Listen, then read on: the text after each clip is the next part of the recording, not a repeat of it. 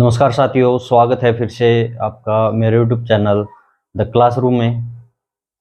आइए देखते हैं आज का टॉपिक। आज का हमारा टॉपिक है light, reflection and refraction. Class 10th का ये चैप्टर है। सबसे पहले देखते हैं लाइट। अब हम किसी भी ऑब्जेक्ट को देख पाते हैं किसके हेल्प से? लाइट के हेल्प से। अब अंधेरे में हम किसी ऑब्जेक्ट को देख नहीं पाते, क्यों? क्योंकि वहां कोई लाइट नहीं है। तो लाइट हेल्प करती है किसी भी ऑब्जेक्ट की इमेज फॉर्मेशन में, यानी कि लाइट किसी ऑब्जेक्ट पे गिरती है और वह उसकी इमेज फॉर्म करती है जिसको हम देख पाते हैं। हमने पहले पढ़ा होगा कि लाइट हमेशा ही एक स्ट्रेट पाथ में ट्रेवल करती है, एक सीधी लाइन में ही चलती है लाइट, बशर्ते कि उसके आगे कोई एक छोटा ऑब्जेक्ट ना हो। अगर बहुत छोटा ऑब्जेक्ट है तो वह स्कैटर भी हो जाते हैं लाइट, लेकिन लाइट जनरली हमेशा एक स्ट्रेट पाथ में ही ट्रेवल करती है। और जब भी कोई ऑब्जेक्ट उसके पाथ में आ जाता तो वो वहाँ से टकरा के वापस मुड़ जाती है स्ट्रेट लाइन में ही, और उस ऑब्जेक्ट की इमेज फॉर्म करती है। तो सपोज कोई ऑब्जेक्ट अगर लाइट के रास्ते में आएगा तो वो लाइट उससे टकरा कर रिफ्लेक्ट हो जाएगी, वापस मुड़ जाएगी। तो इसको क्या बोलते हैं? Reflection of light. अब रिफ्लेक्शन ऑफ लाइट के कुछ रूल्स हैं, कुछ लॉ हैं। अब सपोज यहाँ कोई ऑब्जेक्ट रखा है, या यूं कह ले कि एक प्लेन मिरर रखा है। प्लेन मिरर के बारे में आपने पिछली क्लासों में पढ़ा होगा। जब लाइट प्लेन मिरर पर गिरती है तो वहां एक इमेज फॉर्म होती है। वह इमेज कैसी होती है? वर्चुअल होती है, सीधी होती है, इरेक्ट होती है, और उस इमेज की जो डिस्टेंस होती है के अंदर, मिरर के अंदर, उतनी होती है जितनी दूरी पर ऑब्जेक्ट उस मिरर से दूर है। तो सपोज कोई मिरर यहाँ रखा है, इसको इस साइड से हमने पॉलिश कर दिया है। अब कोई लाइट इस पर डाल रहे हैं हम यहाँ। अगर यह प्लेन मिरर है तो प्लेन मिरर है तो ये लाइट यहां से इससे टकराकर रिफ्लेक्ट हो जाएगी। अब यहां सपोज जहां ये टकराई है, इस प्लेन पे हम एक परपेंडिकुलर डाल लेते हैं, या जो कहीं कि नॉर्मल डाल लेते हैं। अब जो ये लाइट आ रही है इसको क्या बोलते हैं? इंसिडेंस रे। इंसिडेंट रे या इंसिडेंट लाइट भी बोल देते हैं। अब टकरा के जो ये रिफ्लेक्ट हुई है तो इसको क्या बोल देंगे? रिफ्लेक्टेड लाइट और रिफ्लेक्टेड रे। और इसको, ये जो परपेंडिकुलर डाला है, इसको क्या बोल देते हैं? Normal. Normal to the plane. अब यहां यह किसी न किसी एंगल पर टकराई होगी, या यूं कह, लेकिन नॉर्मल और इंसिडेंट रे के बीच में एक एंगल बना है।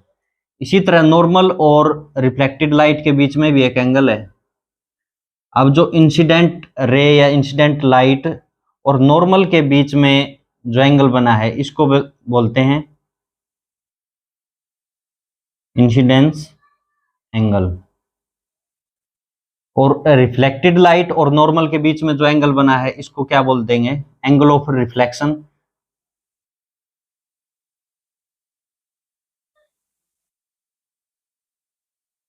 इसको क्या बोल देंगे? Angle of reflection. सपोज इसको हम आई से डिनोट कर रहे हैं, इसको हम आर से डिनोट कर रहे हैं। ये क्या है? एंगल आर, यह एंगल आई। अब इसके लॉज हैं दो। ये क्या कहते हैं? फर्स्ट लॉ क्या कहता है? Angle of incidence. क्या है एंगल ऑफ इंसिडेंस? सपोज हमने क्या लिया है? I is equal to angle of reflection.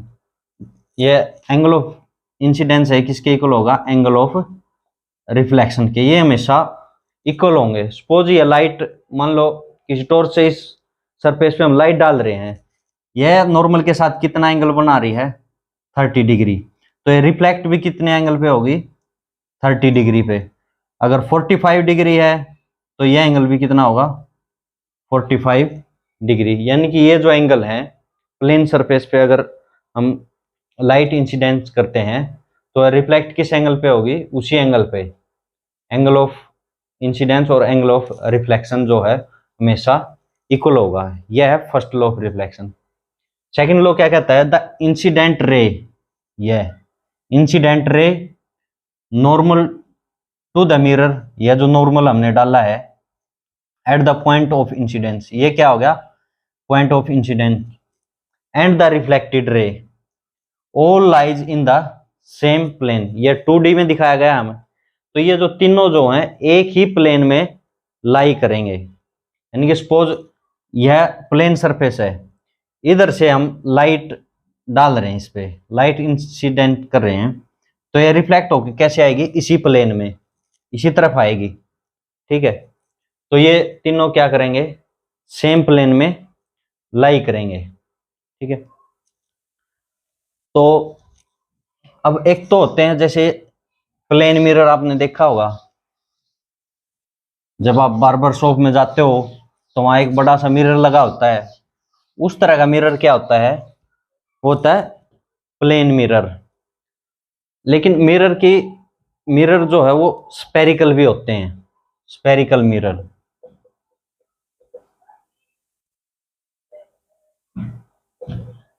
Spherical mirror भी देखे होंगे, जैसे एक स्पून है, स्पून जो है एक तरफ से तो बाहर की तरफ मुड़ी हुई होती है और एक तरफ से अंदर की तरफ, यूं कह लें इसको, ये स्पून है मान लो। ठीक है, अब एक हिस्सा तो इसका अंदर की तरफ गया हुआ, अगर इस तरफ से देखें तो दूसरा हिस्सा इसका बाहर की तरफ है। तो यह जो है इसका अंदर वाला हिस्सा और बाहर वाला हिस्सा दोनों ही क्या है, एक मिरर की तरह काम करते हैं। उसमें आप इमेज देख सकते हो, उसमें आपको आपके फेस की एक इमेज दिखाई देगी। तो ये क्या है, अंदर वाला हिस्सा एक अलग तरह के मिरर की तरह काम करता है और जो बाहर वाला हिस्सा होता है वो एक अलग तरह के मिरर की तरह काम करता है। तो इसकी दो टाइप होती हैं। अगर एक तो ये जो अंदर की तरफ झुकी हुई है, यानी कि रिफ्लेक्टिंग जो सरफेस है उसका क्या है, अंदर की तरफ है, और इसका ये हिस्सा जो है वो पॉलिश है। तो इस तरह के मिरर को क्या बोलते हैं, कनकेव मिरर। और एक इससे अपोजिट, अगर ये हिस्सा इसका पॉलिश कर रखा है मान लो, तो लाइट यहां से रिफ्लेक्ट होगी बाहर की तरफ से। तो इस तरह के मिरर को क्या बोलते हैं, कॉन्वेक्स मिरर। यानी कि चम्मच का जो अंदर वाला हिस्सा जो होता है वह बिहेव करेगा एज ए कनकेव मिरर, और जो बाहर वाला हिस्सा होता है वह बिहेव करेगा एज ए कन्वेक्स मिरर। अब ये लाइट को किस तरह से रिफ्लेक्ट करते हैं वो देखते हैं, किस तरह की इमेज दोनों फॉर्म करते हैं। जब आप चम्मच के अंदर की साइड आप फेस देखोगे तो उसमें आपका फेस अलग दिखाई देगा, यानी कि बड़ा या छोटा दिखाई देगा, और दूसरी तरफ से देखेंगे तो आपका फेस का जो साइज है वो अलग होगा। दोनों जो उसके पोर्शन है चम्मच के वो अलग अलग तरह की इमेज फॉर्म करेंगे। तो आइए इनकी प्रॉपर्टी पढ़ते हैं।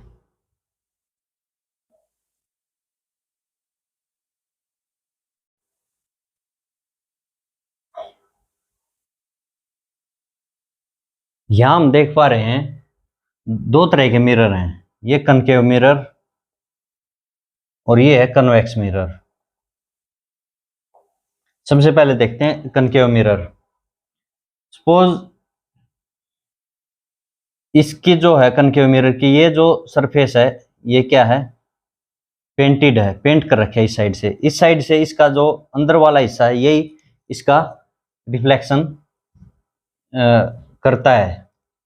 अब जो ये मिरर है ये क्या है, सपोज एक स्पीयर है, अगर हम उसके दो हिस्से काट लें, इसमें से एक हिस्सा ये काट लेते हैं यहां से लेकर यहां तक, और एक हिस्सा काट लेते हैं यहां से लेकर यहां तक। अब इस हिस्से को इधर से पेंट कर देते हैं। अब दो हिस्से बन गए इसके हमारे पास, और इसको इधर से पेंट कर देते हैं। अब देखो, यह एक तो कनकेव मिरर बन गया और एक कन्वेक्स मिरर। ये क्या बन गया? कन्वेक्स। और ये क्या बन गया? कनकेव। तो ये जो मिरर हैं ये क्या है? एक इमेजिनरी स्फीयर के एक हिस्से हैं। तो इस स्फीयर का कोई ना कोई सेंटर भी होगा, यानी कि, और एक इसकी रेडियस भी होगी। अब जो इसको अगर कंप्लीट करें तो यहाँ कहीं आएगा, तो इसका, इस स्फीयर का ये जो सी है इसको क्या बोलते हैं? Centre, centre of curvature. और ये जो, ये क्या होगी? इसकी रेडियस होगी, इसको बोलते हैं रेडियस ऑफ कर्वेचर। आइए पढ़ते हैं इनको। अब यहाँ हमारे पास कनकेव मिरर है, यानी कि यह जो साइड है इसकी, यह हमने पेंट कर रखी है। एक ऑब्जेक्ट रख दिया हमने इन्फिनिटी पे। इन्फिनिटी का मतलब होगा बहुत दूर से। सपोज करो सन से लाइट आ रही है। अब सन बहुत दूर है, तो वहां से जो रेज आएंगी वो क्या कहेंगे हम? एक पैरेलल आ रही हैं, पैरेलल आ रही हैं। अब ये जो लाइन, एक इमेजिनरी लाइन, ये कह लें कि इमेज, ये लाइन फॉर्म करती है जो इस पॉइंट से, इस पॉइंट से और इस पॉइंट से पास होती हैं, उसको क्या बोलते हैं? Principal axis. अब प्रिंसिपल एक्सिस, अब जो ये मिरर दिया गया है MN मान लो, इसका जो मिड पॉइंट है उसको क्या बोलते हैं? पोल। P से रिप्रेजेंट करते हैं। अब जो C जो है वो क्या है? इसका सेंटर हो गया, जिस स्फीयर का ये हिस्सा है इसको बोलते हैं सेंटर ऑफ कर्वेचर। अब जो लाइन पैरेलल आएंगी वो हमेशा रिफ्लेक्ट होके एक पॉइंट से पास होंगी। तो ये पहली लाइन है, यहाँ से रिफ्लेक्ट होके इस पॉइंट से पास हुई। ये दूसरी लाइन है, यहाँ से रिफ्लेक्ट होके इस पॉइंट से। जहां भी ये मिल रही हैं, कितनी भी लाइन हो, सारी इस पॉइंट से पास होंगी। या यूं कहें कि यहाँ से ये सारी मिल जाएंगे। इसको क्या बोलते हैं? फोकस। F, यानी कि इंफिनिटी से जो रेज आएंगी उनकी इमेज कहाँ भी नहीं बनेगी? F पर। अब F और P के बीच में जो डिस्टेंस होती है उसको बोलते हैं फोकल लेंथ। अब C और P के बीच में जो डिस्टेंस होती है उसको बोलते हैं radius of curvature. Radius of curvature जो है हमेशा ट्वाइस होती है किसके? फोकल लेंथ के। यानी कि जो भी रेज पैरेलल आएंगी वो हमेशा किससे पास होंगी? फोकस से। इसी तरह कन्वेक्स मिरर में ये जो पैरेलल रेज आ रही हैं ये कैसे रिफ्लेक्ट करेगा? वापस, क्योंकि ये हिस्सा तो इसका पेंट किया गया है, वापस। अब जब इनको आगे बढ़ाएंगे, कुछ इमेजिनरी लाइन हमें दिखाई दे रही हैं, ये भी एक पॉइंट पे मिलेंगी जो पैरेलल आ रही हैं, या यूं कह लेंगे इसके फोकस पे ये मिलेंगी। ये यूं कह सकते हैं कि ये जो इन्फिनिटी से रेज आ रही थी, मान लो सन से आ रही हैं, तो यहाँ सन की एक इमेज फॉर्म हो जाएगी। कहाँ? इस पॉइंट पे। इस पॉइंट को क्या बोलते हैं? फोकस। इसी तरह इसका भी एक सेंटर है, ये क्या हो गया? Centre of curvature. Radius of curvature अभी बताई थी मैंने वो। अब अगर ऑब्जेक्ट को, इसको अलग अलग जगह पे रखें, यानी कि इस ऑब्जेक्ट को, अभी तो इन्फिनिटी से रेज आ रही थी, तो ये इमेज कहाँ फॉर्म करेंगी? आइए वो पढ़ते हैं। हमारा अगला टॉपिक है image formation by concave and convex mirror. उससे पहले इमेज फॉर्मेशन के कुछ रूल्स हैं वो पढ़ते हैं। हमारा पहला रूल है, अगर कोई रेज प्रिंसिपल एक्सिस के पैरेलल जाती है, यूं कहें कि इन्फिनिटी से अगर लाइट आ रही है तो प्रिंसिपल एक्सिस के पैरेलल अगर जा रही है तो रिफ्लेक्शन के बाद किससे पास होंगी? फोकस से। ये कनकेव मिरर होगा। ये ऐसे ही कन्वेक्स मिरर में है कि जो लाइन इसके पैरेलल जाएगी प्रिंसिपल एक्सिस के, वो रिफ्लेक्शन के बाद कहाँ जाएगी? वापिस रिफ्लेक्ट हो जाएगी। जब इसको आगे बढ़ाएंगे कन्वेक्स मिरर में, तो ये किससे पास होती नजर आएगी? फोकस से। इसका उल्टा, अगर कोई लाइन या रेज फोकस से पास हो रही है तो रिफ्लेक्शन के बाद कैसे जाएगी, उसके प्रिंसिपल एक्सिस के पैरेलल, या यूं कह लें कि इन्फिनिटी पे चली जाएगी। ऐसे ही कन्वेक्स में है, कोई लाइन अगर फोकस से पास हो रही है, इसको आगे बढ़ाएंगे तो ये फोकस से पास हो रही है, तो रिफ्लेक्शन के बाद कैसे चली जाएगी, प्रिंसिपल एक्सिस के पैरेलल। अगर कोई लाइट रेज सी से पास हो रही है, यानी कि सेंटर ऑफ कर्वेचर से पास हो रही है, तो रिफ्लेक्शन के बाद वापस सी से ही पास होगी। अगला रूल है, अगर कोई लाइट रेज अगर पोल से टकराती है, पोल पे इंसिडेंस हो रही है, तो वह उसी एंगल पे रिफ्लेक्ट हो जाएगी जिस एंगल पे वह इंसिडेंट हो रही है। हमने रूल भी पढ़ा था ना, angle I is equal to angle R. Incident angle और एंगल ऑफ रिफ्लेक्शन हमेशा इक्वल होते हैं, चाहे वो कनकेव मिरर हो या कन्वेक्स मिरर हो। इसी तरह हम कह सकते हैं, अगर कन्वेक्स मिरर का एग्जांपल लें, तो अगर रेज पोल से टकराएगी तो वो उसी एंगल पर रिफ्लेक्ट हो जाएगी। अगला टॉपिक हमारा image formation by concave mirror. Concave mirror किस तरह की इमेज बनाता है वो पढ़ते हैं। यहाँ एक टेबल दिख रही होगी आपको, इसमें दिया गया है position of object, position of image, size of image, nature of image. इसमें कुछ एक पॉइंट दिए गए हैं, जैसे फर्स्ट पॉइंट है एट इन्फिनिटी। इसका मतलब है अगर ऑब्जेक्ट को हम इन्फिनिटी पे रख रहे हैं तो उसकी इमेज कहाँ बनेगी, एफ पर, फोकस पर। कैसी होगी, डायमिनिस्ट होगी, यानी कि छोटी होगी इमेज, रियल होगी और इन्वर्टेड होगी, वास्तविक होगी और उल्टी होगी। तो कैसे बनती है इमेज, फर्स्ट एग्जाम्पल ले लेते हैं।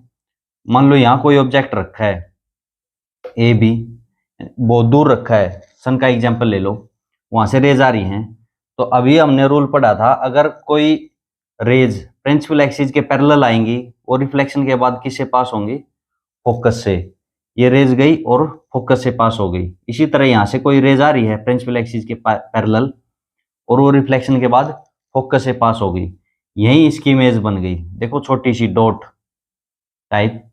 तो ये इमेज कहाँ बनी है, जहां ये दोनों लाइन एक दूसरे को क्रॉस कर रही हैं, एफ पर। इन्फिनिटी पे ऑब्जेक्ट रखा, इमेज कहाँ बन गई हमारी, एफ पर। छोटी है, रियल है और इन्वर्टेड है, वास्तविक है, क्योंकि ये इसी साइड बनी इमेज, तो यह वास्तविक इमेज है, रियल इमेज है।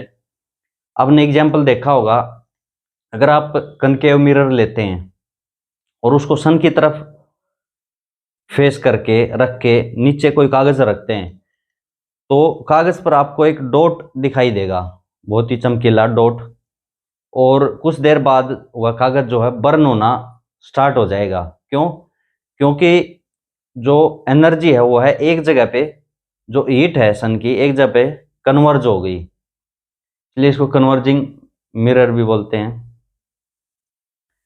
तो वो बर्न हो जाएगा। वो जो डॉट आपको दिखाई दे रहा है वो क्या है, सन की इमेज है। सन की कंपैरिजन बहुत छोटी होती है, वह रियल भी होती है। सेकंड है बियॉन्ड सी। सी से परे अगर रखें तो इमेज कहाँ बनेगी, बिटवीन एफ एंड सी, वह भी छोटी होगी, रियल और इन्वर्टेड होगी। यह हमारा फोकस हो गया एफ, यह सी हो गया, इससे भी परे यहाँ रख दिया ऑब्जेक्ट, हमें सपोज ए बी ऑब्जेक्ट रख दिया।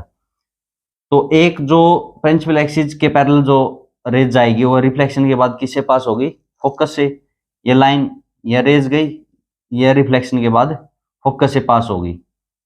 एक रूल पढ़ा था हमने, जो रेज सी से अगर पास होती हैं तो वो रिफ्लेक्शन के बाद भी सी से ही वापस चली जाती हैं। तो यह जो रेज है सी से पास हो रही है और वापस चलेगी, जहां दोनों एक दूसरे क्रॉस कर रही है वहीं क्या बन गई, इनकी इमेज, सपोज ए डैश बी डैश इमेज बन गई। इमेज क्या है, इससे ऑब्जेक्ट साइज से छोटी है, कहाँ बनी है, सी और एफ के बीच में बनी है, रियल है और इन्वर्टेड है। इन्वर्टेड का मतलब ऑब्जेक्ट हमने यू रखा था तो इमेज कैसे है इसकी, उल्टी।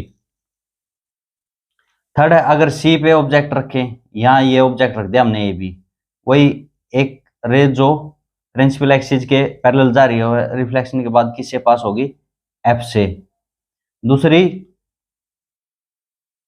जो रेज है जो एफ से पास होगी वो कैसे चली जाएगी, प्रिंसिपल एक्सिस के पैरेलल। जहां दोनों मिल रही हैं, दोनों रेज जहां मिल रही है वहीं इसकी इमेज बन गई। कैसी होगी, सेम साइज की होगी। कहां बनेगी, सी पर ही बनेगी। रियल होगी लेकिन उल्टी होगी, रियल एंड इन्वर्टेड होगी।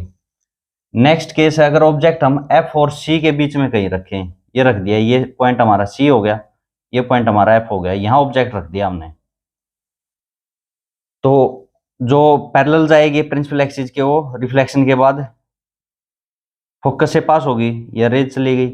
दूसरी जो सी से पास होगी, इसको आगे बढ़ाते हैं, सी से जो जाएगी वो सी से ही वापस चली जाएगी।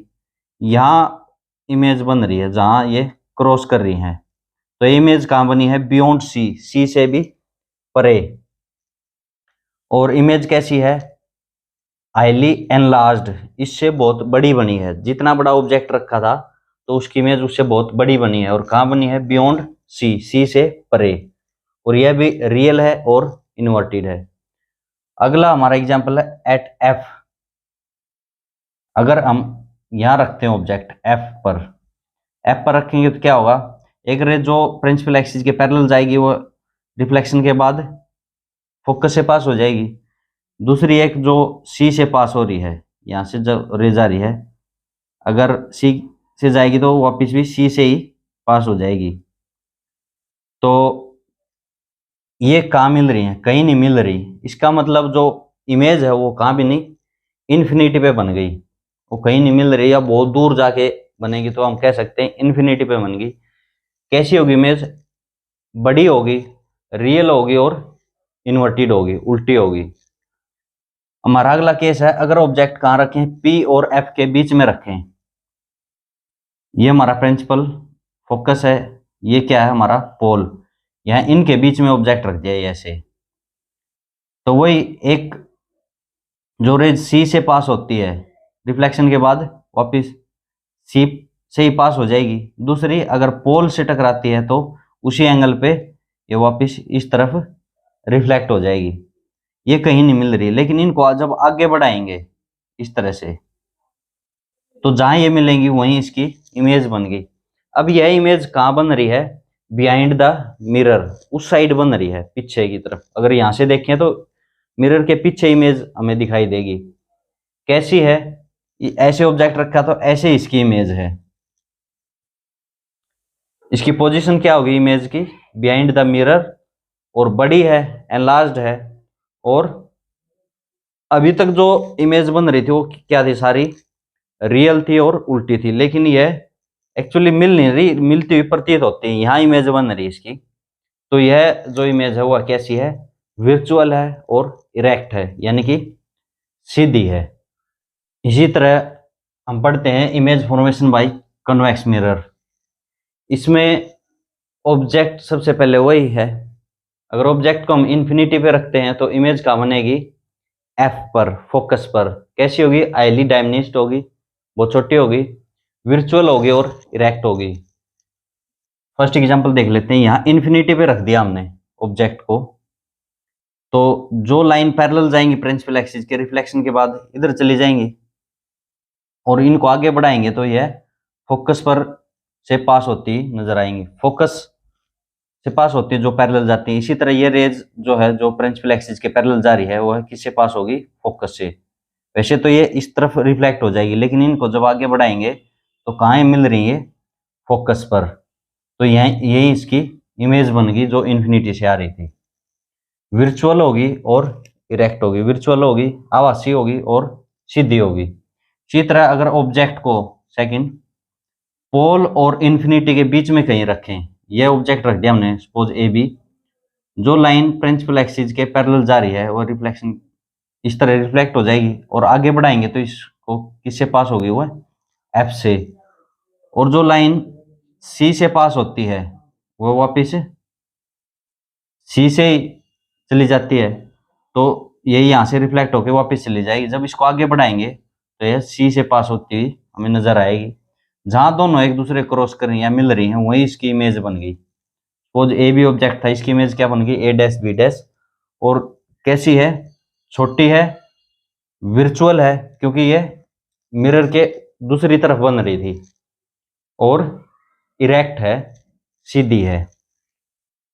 ये थे image formation by concave mirror और कन्वेक्स मिरर। अब आते हैं इनके यूजेज क्या क्या हैं। अब कनकेव मिरर के बारे में पढ़ते हैं। तो कनकेव मिरर कहाँ कहाँ यूज होता है, एक तो व्हीकल्स के हेडलाइट में, और सर्च लाइट जो होती है उसमें, टॉर्च में होती है, डेंटिस्ट भी इसको यूज करते हैं। इसी तरह कन्वेक्स मिरर की हम बात करें तो जो व्हीकल्स के जो साइड वाले मिरर होते हैं, रियर व्यू, जो जिसमें हम पीछे देख पाते हैं, वह जो मिरर होता है वो कैसा होता है, वह कन्वेक्स मिरर होता है। उसको लगाते क्यों है, एक तो देखो इसकी इमेज कैसी बन रही थी, इरेक्ट, इरेक्ट मतलब सीधी, सीधी इमेज बनती है, यानी कि व्हीकल अगर इसी जगह कनकेव मिरर यूज कर दें तो व्हीकल जो है उल्टे दिखाई देंगे, उल्टे चलते हुए दिखाई देंगे।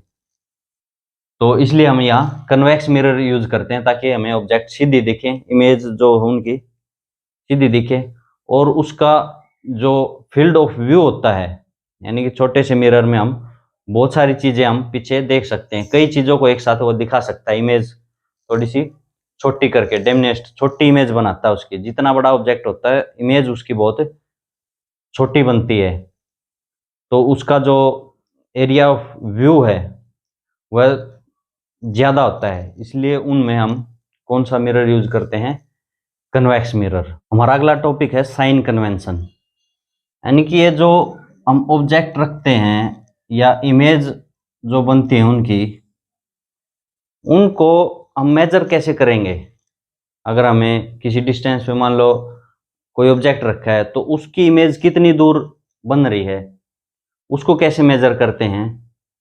अब ऑब्जेक्ट जो है हमेशा पोल से, सपोज करो ये एक्स एक्सिस और वाई एक्सिस है, ये इनका सेंटर हो गया, इस सेंटर को हम सपोज क्या बोल रहे थे, पोल। कोई भी मिरर है उसका ये क्या होता है, पोल होता है, यह क्या होता है, फोकस। अब जो फोकस, प्रिंसिपल फोकस और पोल के बीच में जो डिस्टेंस होती है उसको डिनोट करते हैं एफ से। इसको क्या बोल देते हैं, फोकल लेंथ। किसे डिनोट करते हैं इसको, एफ से। अब पोल और ऑब्जेक्ट के बीच की जो डिस्टेंस होती है, ऑब्जेक्ट डिस्टेंस,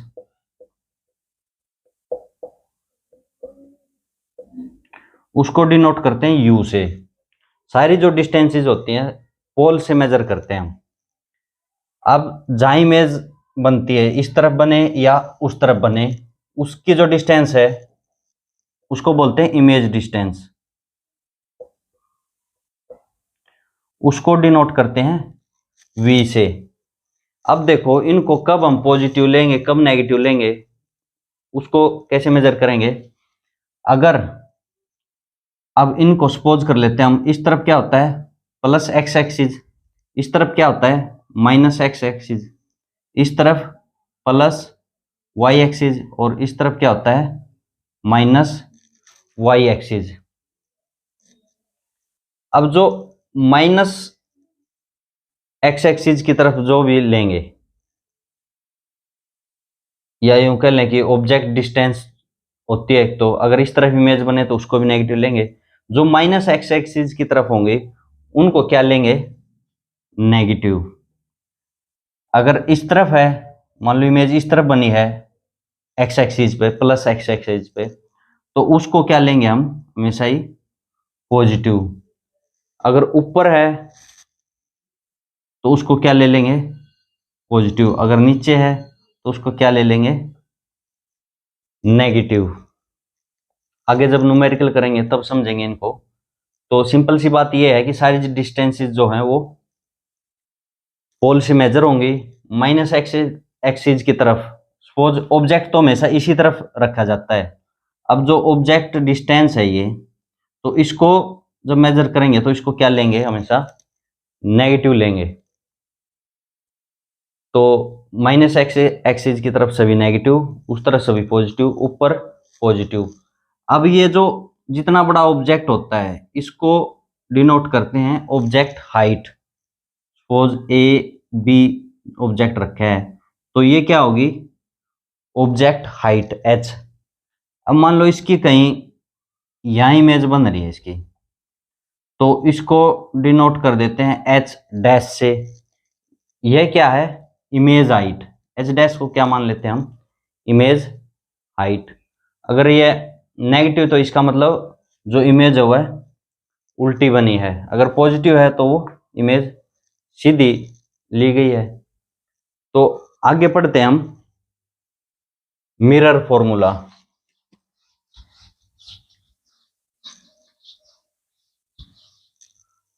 मिरर फॉर्मूला देख लेते हैं क्या होता है।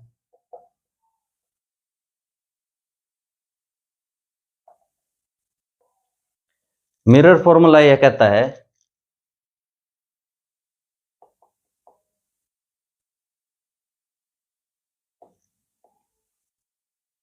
1/v + 1/u = 1/f। यहां v क्या है, इमेज डिस्टेंस, u क्या है, ऑब्जेक्ट डिस्टेंस, और यह क्या है, फोकल लेंथ। यह जो फोकल लेंथ होती है यह क्या होती है, फोकस और पोल के बीच की डिस्टेंस। और जो रेडियस ऑफ कर्वेचर होता है ये मान लो c हो गया। अब यह जो किसी स्फीयर का हिस्सा है तो उसकी एक रेडियस होगी, या रेडियस ऑफ कर्वेचर हमने पढ़ा था, किसे डिनोट करते हैं, r से। जो r होती है वो क्या होती है, ट्वाइस ऑफ f, यानी कि फोकल लेंथ की डबल होती है रेडियस ऑफ कर्वेचर। तो मिरर फॉर्मूला क्या है, कि रिलेशन है फोकल लेंथ में, इमेज डिस्टेंस में और ऑब्जेक्ट डिस्टेंस में। हमारा अगला टॉपिक है मैग्निफिकेशन।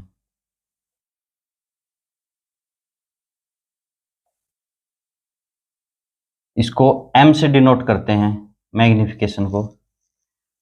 अब मैग्निफिकेशन क्या होता है, जब हम कोई ऑब्जेक्ट प्लेस करते हैं मिरर के सामने तो उसकी कोई ना कोई इमेज बनती है। तो इमेज हाइट और ऑब्जेक्ट हाइट का जो रेशियो होता है, जो कंपैरिजन होता है कि हमने कितना बड़ा ऑब्जेक्ट रखा है और उसकी कितनी बड़ी या छोटी इमेज बनी है, उसी का जो कंपैरिजन है या रेशियो है उनके हाइट्स का, उसी को क्या बोलते हैं, मैग्निफिकेशन। मैग्निफिकेशन होता है h डैश बाई h, यानी कि ये क्या है, image ratio of image height by object height.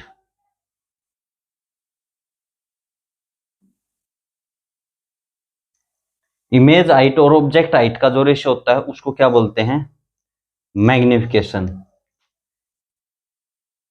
अब देखो इसमें जो ऑब्जेक्ट है वो हमेशा सीधा रखा जाता है, यानी कि प्रिंसिपल एक्सिस के अबोव रखा जाता है, ऊपर रखा जाता है, तो एच तो हमेशा पॉजिटिव होता है।